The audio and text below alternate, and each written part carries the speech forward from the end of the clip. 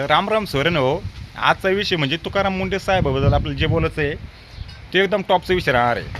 आता हे जे सरकार याच्या मागचे म्हणा किंवा आत्ताचे म्हणा, हे भामटे 50 वर्ष होऊन बेसळ करायचे या सरकारमध्ये, याला सगळ्या खबरी माहीत राहायच्या, पण हिने याच्यावर काही कारवाई केली नाही. हे तुकाराम मुंडे साहेब आल्यापासून शेतकऱ्याला आता त्याच्या दुधाचा योग्य दर भेटायला लागला. आणि तुकाराम मुंडे साहेब आयुष्यभर असे हेच पदावर राहिले पाहिजे, ते बी महाराष्ट्रामध्येच. मग पा दुधाला कसे भाव वाढते. या त्या काळामध्ये 60 ते 70 रुपये लिटर दुधाला शेतकऱ्याला 100% भाव भेटणार. आणि आता शेतकऱ्याला दुग्ध व्यवसाय परवडला लागला.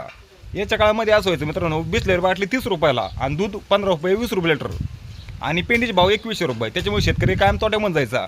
आज मुंडे साहेब आल्यापासून खरंच दुग्ध व्यवसायाला आणखीन दुग्ध व्यवसाय वाढवण्यासाठी त्यांना प्रोत्साहन भेटलं, कारण की दुधाचा रेट चांगला आहे आणि येत्या काळामध्ये सुद्धा रेट वाढणारच आहे.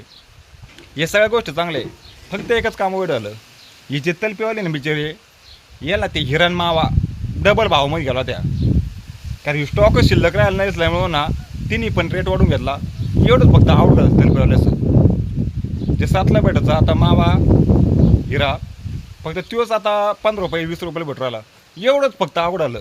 बाकीचं एकच नंबर तुकाराम मुंडे साहेबाचा एकच नंबर निघाले. आपल्याला पटलं बरं का. आणि व्हिडिओ जर आवडला ना नक्की शेअर करा बरं पुढं.